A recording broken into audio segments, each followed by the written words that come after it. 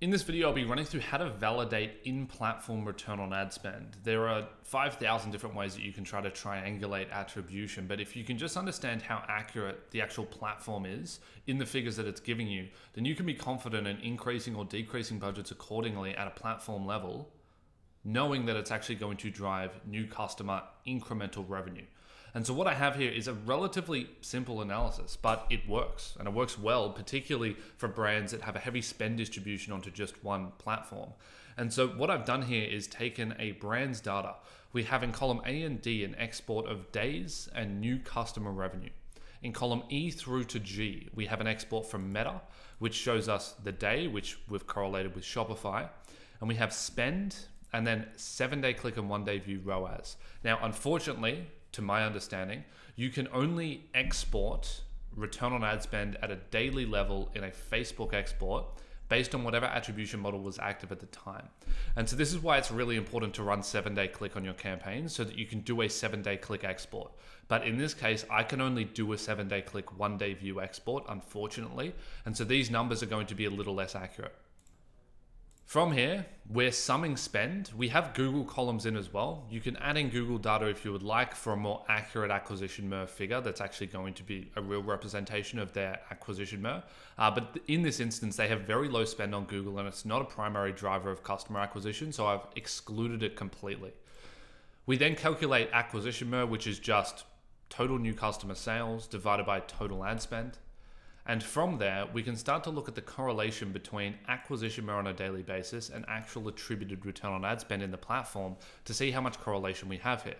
So firstly, we've looked at the correlation between these two figures and it sits at 70%, which is relatively high. There's a relatively strong correlation here.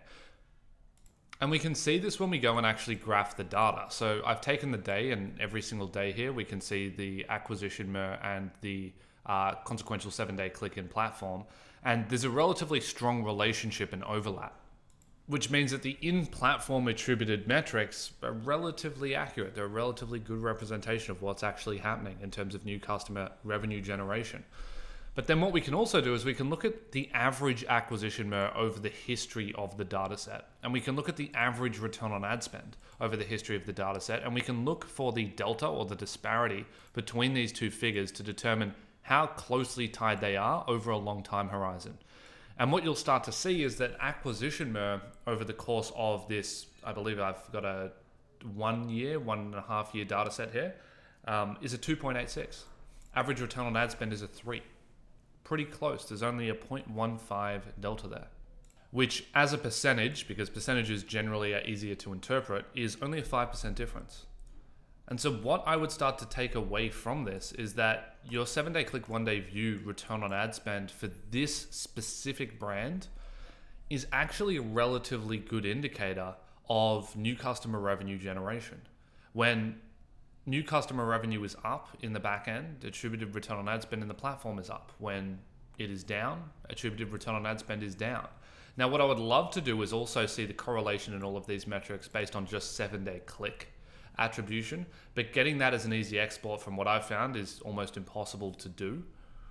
We have recently transitioned this account onto 7-day click, and so it will be interesting to take a new data set in about 3 months' time and see how closely correlated 7-day click is with actual back-end attributed ROAS. But I can say with confidence that correlation absolutely increases immediately once you get rid of 1-day view conversions, and the disparity here immediately tightens up. And so if we can see 7-day click bring these figures closer together, that means we should only have a difference of 2 to 3% between whatever the platform's telling us and what we're actually generating on site, which starts to become a really good indicator for providing us confidence in, number one, optimizing based on those attributed figures in the platform, but number two, being confident in incrementally laying additional ad spend into the platform and being confident that it is going to layer additional new customer revenue. I thought this would be a super helpful analysis to share, as it's something that anyone can do. You can easily just export this data in under 5 minutes and immediately start to pull together how confident you are in the actual in-platform figures.